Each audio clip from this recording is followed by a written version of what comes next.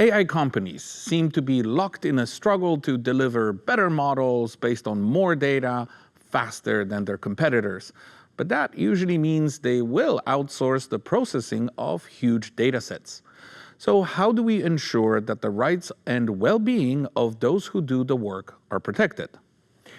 If you would like to share your thoughts or experiences with this kind of work, leave us a comment on our social media. And to discuss the improvements to data workers' rights, we have with us today Mophat Okinyi, the CEO of Techworker Community Africa and one of Time Magazine's 100 most influential people in AI in 2024, joining us from Nairobi, Kenya. And speaking to us from London, we welcome Sonam Jindal, the AI, Labor and the Economy lead at Partnership on AI, a nonprofit coalition focusing on responsible uses of AI. Now, Sonam, besides research, your organization is also connecting academics with industry players. So based on your understanding of the industry, the conversations that you have with people in it, do you think it's difficult for tech companies to create fair and transparent conditions for data refinement and AI training work? And if so, why is it difficult? Yeah, I think at the moment we need to do more in this area, but it's not just the AI developing companies, but there's a broader supply chain of this as well. And I think that's a very important thing to remember, and is especially as you were talking about how there are more actors across, and it's very distributed across the entire globe, who are shaping the conditions for data enrichment workers. There are actions that a lot of different actors need to take in order to push forward more responsible data enrichment practices across the supply chain. So one of the things that we've tried to do, as you kind of mentioned or alluded to, is bring together the relevant stakeholders necessary to figure out how do we actually start changing things. So we're a multi-stakeholder organization, and we do workshops and convenings where we try to bring together representatives from industry, civil society, academia, and policy to advance more ethical data enrichment practices or responsible AI development and deployment practices. And as a part of that, we published a white paper a few years ago that highlighted what we wanted the industry to do. As a part of our work on this area, we've been working with our partners to figure out what are the different ways that we advance more of these practices across the industry. And we partnered with one company in particular to test out what it looks like to put these recommendations into practice. And it is possible, right? These are not sort of guidelines or practices that are really that far off from that are that unachievable. But I think there's a level of intentionality that needs to be put in place from companies so that they are focusing on workers and thinking about the downstream impacts in their supply chain. We put those guidelines on the website as well, along with other resources for organizations to figure out how they can implement these guidelines in practice. So one of the things that is really important is for organizations to introduce internal governance mechanisms to ensure that everyone who is a part of making decisions that might shape the working conditions for data enrichment workers understands those guidelines and is expected to meet those guidelines on a regular basis.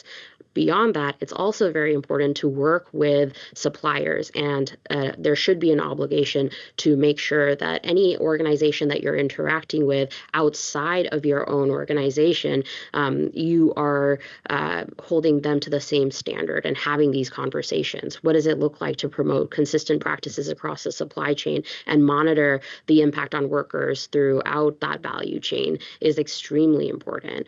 I also think, to your point, there hasn't been a lot of transparency in this area, and maybe that was because there wasn't clarity of like the expectation that there should be transparency. But in order for us to build more accountability, we need to know what's happening.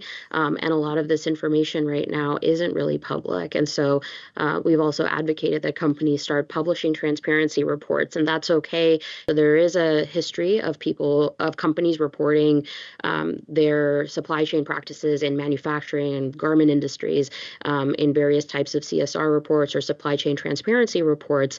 And it's really important for us to increase the level of transparency around our data supply chains as well. And so making sure that there's an expectation that companies should be monitoring and reporting on their data enrichment practices across their supply chain isn't necessary. And I think the other piece is that we really need companies to engage with workers and their representatives directly. People like Mophat who can who are best equipped to explain what is happening on the ground and how workers would like to see this industry go, because they have a huge stake in the future of this. Well, speaking about that specifically, what the workers need who are in the industry, Mophat, well, could you tell us about the specific needs of workers in this AI value chain? How is that different from other kinds of work that are perhaps already covered by existing labor laws? Yeah, so I think what we need as workers is some kind of recognition, because we build very powerful machines globally and we are not recognized as workers. So you see, when tools are launched into the market like DeepSeek, ChatGPT, they don't speak about workers. They speak about the companies that, launch these tools, and also recognize the developers themselves. So workers, we need to be recognized in this kind of technological advancements, and then our input need to be recognized. And also we need our rights to be respected. In many cases, workers are seen as people who are down the chain there, people who mean nothing, and people do forget that without data and without that data being trained properly, then we can't have these tools. So we need our rights to be respected, we need our working conditions to be improved, and we also need to be given an opportunity to belong to trade unions. In many cases, if you look at where this work is being done, workers are not being allowed to unionize, to belong to trade unions. And we also, as workers, we need to be protected from some kind of harmful content, Some of this work is really very graphic and traumatizing in nature, but we really don't get support that we need. We workers need some kind of psychological support while doing this kind of dangerous work, but that's not being provided. And the last thing that we workers need is that we need these tech companies that outsource this work to the global south to take responsibility. In many cases, if you ask companies like Meta about the challenges that workers are facing, because these challenges are over the news, and in the recent case between Meta and content moderators in Ghana, I think at some point, Meta had to respond to some media requests and questions, and they were being asked that, that this case happening with people who are working on your platform in Ghana, and they were saying that, we as Meta, we have very clear guidelines on mental health issues and also pay. So instead of taking responsibility, they are trying to run away from responsibility and to put all that responsibility to the outsourcing companies. So we need these tech companies to take responsibility, even if it means doing due diligence, because if you outsource your work to, for example, Kenya, as a big tech companies, for example, if you are OpenAI or Meta, it's good you do due diligence and follow up with these companies whether they are also implementing your values and goals, to the latter. So those are some of the things that we workers need. Well, I have a question from a member of our audience, because before the recording of this show, we asked our audience for questions on AI training work. Here's one of them. At Honey Boulevard asked this question on Instagram. As an employee, what are the regulations that I should be aware of, legislation and policy included?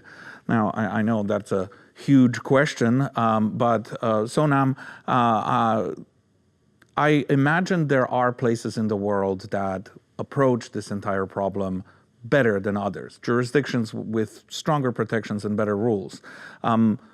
What can the world learn from them? Is there anything that's already in place that can be emulated and moved to other jurisdictions?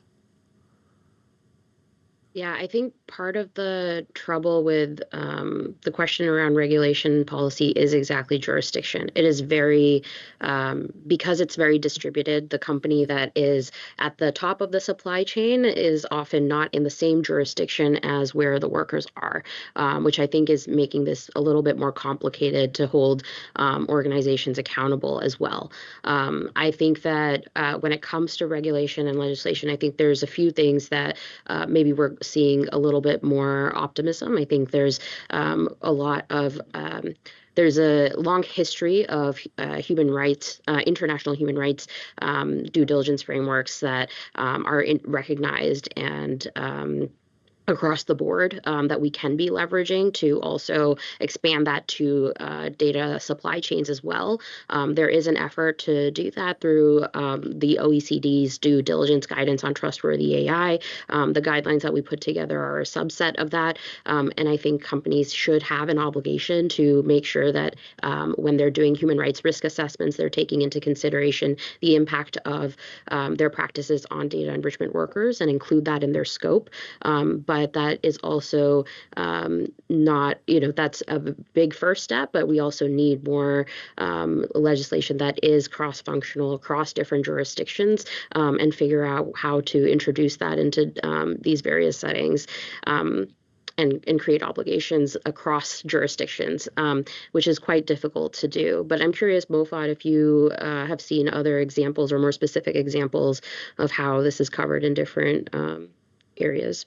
I think it's also very important for workers to know their data rights. We have what we call GDPR that workers should be very much aware of, because here in Kenya, I've seen in many cases where workers are being asked to provide their personal data.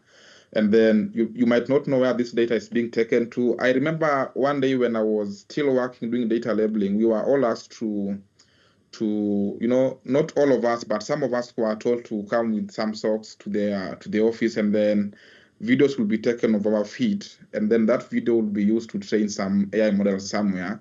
And then workers didn't even bother to ask questions where this data is going to, the risk associated with having such kind of data. And also, in many cases, workers are being monitored real time, so that when you're working in your machine, there is a system that takes a real-time video of you working. And also, there are systems that do take pictures of people real time.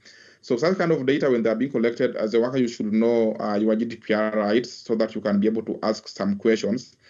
And also, we have some regulations that do regulate some of these companies in the US in relation to human rights. So workers should know their human rights as well as labor rights, so that when some of these rights are being violated, you can be able to ask and seek also some legal guidance from experts.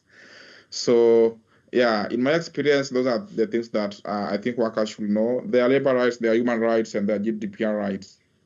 Is there any piece of legislation, any law, any piece of regulation that you wish you knew before you started this work, Mophat? Yeah, locally in Kenya, we have laws that allow workers to belong to a trade union.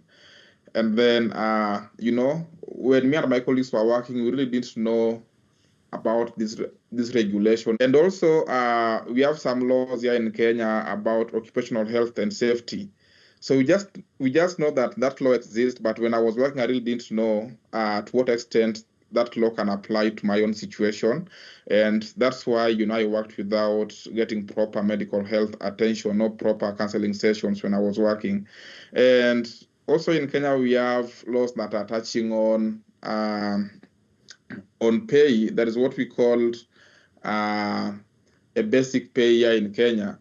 So that law also, it has some clauses that define the kind of people who are supposed to earn that kind of pay.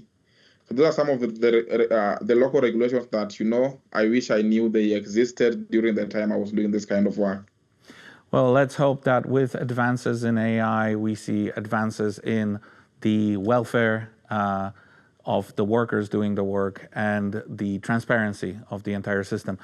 Thank you again to Mophat Okinyi, the CEO of Techworker Community Africa, joining us from Nairobi, Kenya, and Sonam Jindal, the AI, Labor, and the Economy Lead at Partnership on AI, speaking to us from London. Do you think AI companies should slow down and have a better look at their social impact?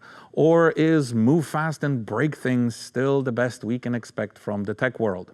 Let us know in the comments below and click the video beside me for a discussion of the role of human workers in training AI and the risks that come with it. If you don't want to miss more stories on tech and business, subscribe to our channel and click the notification bell.